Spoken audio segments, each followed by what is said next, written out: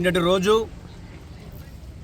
Basheerbagh press క్లబ్లో మందకృష్ణ మాదిగ గారు ఏదైతే ఆయన 1000 గొంతుకలు 1,00,000 దప్పుల ప్రోగ్రాంకి సంబంధించిన విషయంలో మాదిగ సామాజిక వర్గం సంబంధించిన కళాకారులు పనిచేస్తూ ఉంటే ఈ రాష్ట్ర డిప్యూటీ సీఎం అయినటువంటి బట్టి విక్రమార్క గారు, అదేవిధంగా సాంస్కృతిక సారథి వెన్నెల గారు వారు మాదిగ కళాకారులకు నోటీసు జారీ చేశారని, వాళ్ళు ప్రభుత్వానికి సంబంధించిన ప్రోగ్రాంలే చేయాలని, ప్రైవేట్ ప్రోగ్రాంలు చేయొద్దని చెప్పేసని ఆయన ఓన్లీ మాల సామాజిక వర్గం వల్లనే ఈ సెక్యులర్ జారీ అయ్యిందనే విధానాన్ని మేము తీవ్రంగా ఖండిస్తూ ఉన్నాం.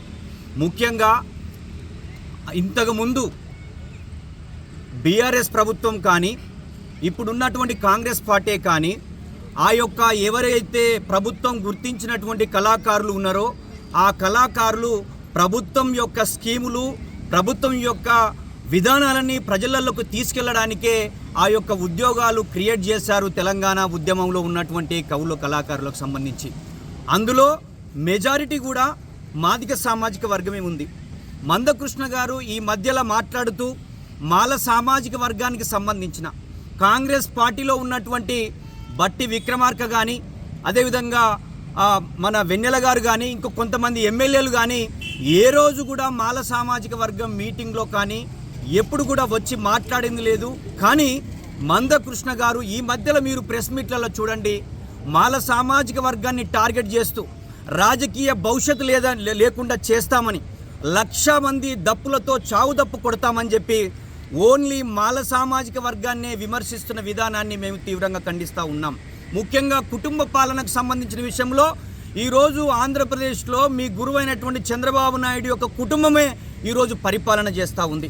మరి మీకు ఇది గుర్తు లేదా, కనబడతలేదా అనే విషయాన్ని మేము ఆయనకు గుర్తు చేయదలిచినాం. అంతేకాకుండా కొంతమంది బీసీ మేధావులకు సంబంధించి మొన్న ఠాగూర్ ఆడిటోరియంలో కూడా మాదిగ ఉద్యోగస్తులు, మాదిగ మేధావుల ఆధ్వర్యంలో కూడా ఒక మీటింగ్ జరిపినరు. అది ఠాగూర్ ఆడిటోరియంలో అక్కడికి వచ్చినటువంటి మేధావి వర్గం కూడా 30 సంవత్సరాల నుంచి వర్గీకరణకు మద్దతు తెలియజేస్తామని చెప్తా ఉన్నారు. ఆ మేధావులకి ఒకటి విషయం గుర్తు చేయదలుచుకున్నాం. మీరు ఈ ఎస్సీలకు సంబంధించిన వర్గీకరణ సుప్రీంకోర్టు తీర్పు ఏం చెప్పింది, 2004లో ఎందుకు సుప్రీంకోర్టు కొట్టివేసిందో, 2024లో నరేంద్ర మోడీ సహకారంతో సుప్రీంకోర్టు తీర్పు వచ్చింది. ఆ తీర్పును అధ్యయనం చేసి ఈ రాష్ట్రంలో ఉన్నటువంటి మాలా మాదిగలకు సంబంధించి రిజర్వేషన్లు ఎలా వర్గీకరణ చేయాలో మీ యొక్క విలువైన సలహాలు సూచనలు ఇవ్వకుండా ఓన్లీ మేము మద్దతని వెళ్ళిపోతున్నటువంటి విధానాన్ని కూడా మీరు ఆలోచించాలని చెప్పేసి అని వారికి విజ్ఞప్తి చేస్తూ ఉన్నాం. ఈరోజు ఈ యొక్క రాష్ట్రంలో ఏ సమస్య వచ్చినా ఆ సమస్య మీద స్పందించేటువంటి మేధావి వర్గం ఈ రాష్ట్రంలో తెలంగాణ ఉద్యమం జరిగింది. ఆ తెలంగాణ ఉద్యమంలో మేధావులు, కవులు, కళాకారులందరూ కూడా పనిచేయడం వల్ల తెలంగాణ రాష్ట్రం వచ్చింది. ఇది 30 సంవత్సరాలుగా ఎందుకు ఈ సమస్య పరిష్కారం అవుతలేదంటే, ఇది పార్లమెంటులో చట్టం చేయాలి, 2/3 మెజారిటీతో చట్టం చేసి ఆ సమస్యను పరిష్కరించాలి. ఏ రాష్ట్రంలో ఈ సమస్య ఉందో ఆ సమస్యను పరిష్కరించేటువంటి పని విధానం పక్కకెట్టి ముఖ్యంగా మందకృష్ణ గారు ఓన్లీ మాల సామాజిక వర్గం ఆర్థికంగా ఎదిగినటువంటి విధానాన్ని, ఆర్థికంగా వ్యాపారాలు చేసే వాళ్ళను టార్గెట్ చేస్తూ, వాళ్ళకు రాజకీయాల్లో ఎదిగినటువంటి వాళ్ళని టార్గెట్ చేస్తూ ఒక సోదర కమ్యూనిటీని ఈ విధంగా తులనాడే విధానాన్ని మేము తీవ్రంగా ఖండిస్తూ ఉన్నాం.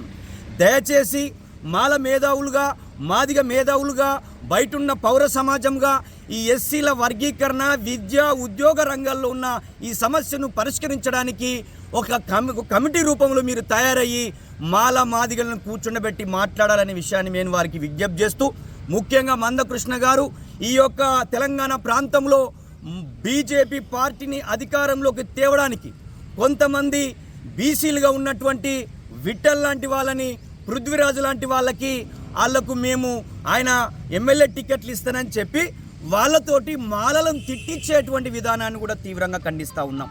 నిన్నటికి నిన్న ప్రెస్ క్లబ్లో ఒక సాంస్కృతిక సమైక్యలకు సంబంధించినటువంటి విమలక్క గ్రూపులో పనిచేస్తున్నటువంటి అనిత గారిని ఆమె పాడిన పాటను విమర్శిస్తున్న విధానం, అంతేవిధంగా విజయ్ లాంటి వాళ్ళని ఆయనకు వినపడితే వాళ్ళను తిట్టే విధానం, తను ఫ్రస్ట్రేట్ అయ్యేటువంటి విధానం, అంతేకాకుండా ప్రభుత్వాలను శాసించే విధంగా ఆ మాలలను వ్యతిరేకించే విధానం, ప్రభుత్వం ఉన్నటువంటి వాళ్ళను తీవ్రంగా ఖండిస్తూ ఉన్నాం. ఇది సరి అయిన పద్ధతి కాదు.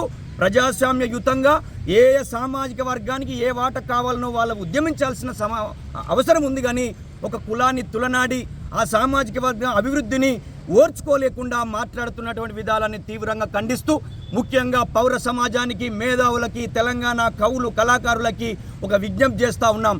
మీరు నిజంగా చిత్తశుద్ధి మీకు ఉంటే, ఈ సమస్యను పరిష్కరించాలని మీకు ఒక ఆలోచన ఉంటే తప్పకుండా మాదిగలను కూర్చుండబట్టి ఒక ప్రజాస్వామికంగా ఆ యొక్క సమస్యను పరిష్కరించేటువంటి దానికి మీరు పునాది వేయాలని చెప్పేసి అరగోపాల్ గారు కానీ, కె శ్రీనివాస్ గారు కానీ, కోదండరాము గారు కానీ, అదేవిధంగా మిగతా మేధావులుగా ఉన్నటువంటి బీసీ, ఎస్సీ, ఎస్టీ అగ్రవర్ణాల నుంచి వచ్చిన మేధావులకు మేము విజ్ఞప్తి చేస్తూ, దయచేసి మందకృష్ణ గారు మీరు మాలలను రెచ్చగొట్టి, మాల సామాజిక వర్గాన్ని రెచ్చగొట్టి వాళ్ళని ఏదో విధంగా చేయాలనే ప్రయత్నాన్ని మానుకోవాలి. మాలలు కూడా ఎప్పుడు కూడా మాదిగ సామాజిక వర్గంతో ఉన్నారు. మాదిగ సామాజిక వర్గం మా సోదరులు. మీరు వాళ్లకు మమ్మల్ని దూరం చేస్తామన్న మీ ఎజెండాని మేము వ్యతిరేకిస్తూ ఉన్నాం. మీరు వర్గీకరణ సమస్య పరిష్కారం అయిపోతే నీకు మరో ఉద్యమం లేదు. కాబట్టి దీన్ని పరిష్కరించకుండా, సుప్రీంకోర్టు తీర్పు చదవకుండా, పార్లమెంటులో నరేంద్ర మోడీ గారు మీ అన్న కదా, మీరెందుకు పార్లమెంట్లో చట్టం చేస్తారు? మన కళ్ళ ముంగటనే ఈడబ్ల్యూఎస్ రిజర్వేషన్లు లోక్సభ, రాజ్యసభలో 10% రిజర్వేషన్ ఇంప్లిమెంట్ చేసి ఈరోజు అన్ని ఉద్యోగాలలో ఇంప్లిమెంట్ చేస్తున్నప్పుడు మీరు మాట్లాడలేదు. మరి ఈ సమస్యను పరిష్కరించాలని చిత్తశుద్ధి మీకుంటే మీరు పార్లమెంట్లో చట్టం చేయండి. మేము దానికి మద్దతు ఇస్తాం. ఈ తెలంగాణలో ఉన్న 20% ఉన్న మాదిగలకి 20% రిజర్వేషన్ కావాలి. ఉపకులాలకు ఎలా పంపిణీ జరగాలో కూడా మీ దగ్గర క్లారిటీ లేదు.